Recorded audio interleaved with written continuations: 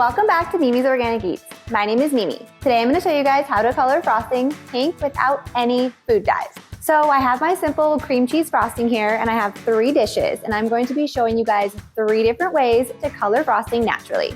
Freeze-dried fruit powders are the perfect thing for coloring frosting. So I have 3 different ones today. I have organic raspberry powder, strawberry powder, and beet powder. And we're going to color this white frosting so you can see how to color frosting organically. So the first one I'm going to show you guys is strawberry powder. And this one is perfect if you want like really light pastel pink.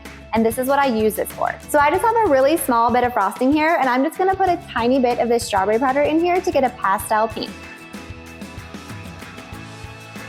And you can just keep adding more until you get the desired color that you like.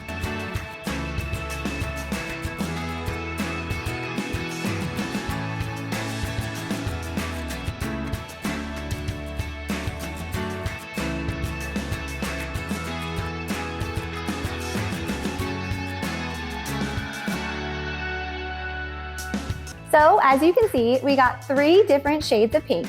The strawberry is going to be your most pastel shade, the raspberry is going to be next, and the beet you can go a little bit darker. And now I'm sure you're wondering, will this frosting taste like strawberries or raspberries or beets?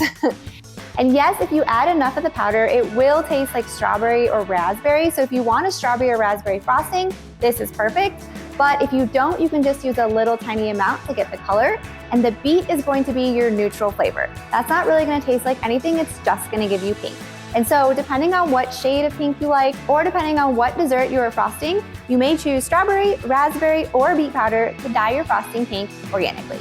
All 3 of these frostings would be perfect for decorating something like Valentine's Day desserts where it's like a basic sugar cookie or a chocolate cake, because the strawberry and raspberry flavor, even if it shines through a little bit, it's gonna taste delicious with those desserts. But if you want something more neutral, stick to the organic beet powder.